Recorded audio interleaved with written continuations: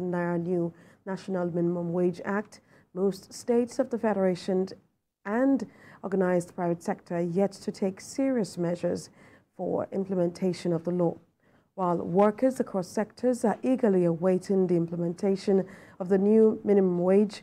Organized Labour want the federal government to release the modalities for consequential adjustment for a smooth process.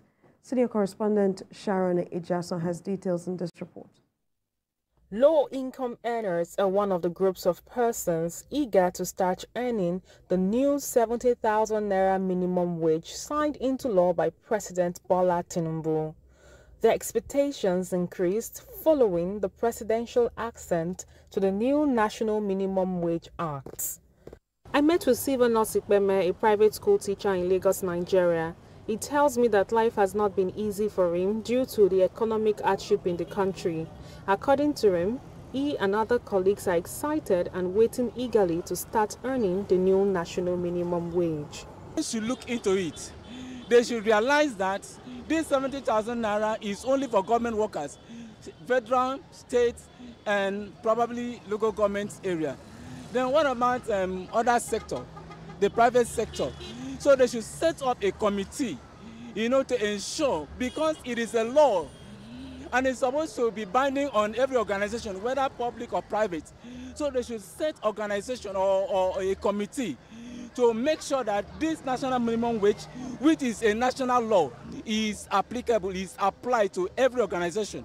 Out of the 36 states in the country, only Adamawa and Edo states have started paying the new national minimum wage to their workers, while other states have set up minimum wage implementation committees. Others remain unperturbed about the development.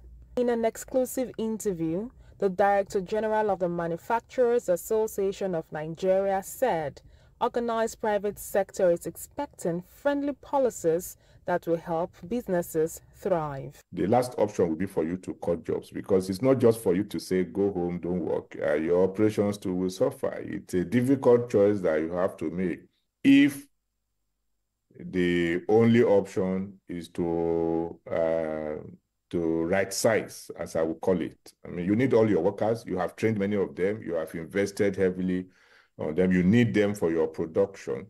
So it will only be when you can no longer sustain your capacity to remunerate them adequately that you let them go. So we are not anticipating that we'll have to downsize, but I mean, it will become an inevitable situation when your figures don't add up.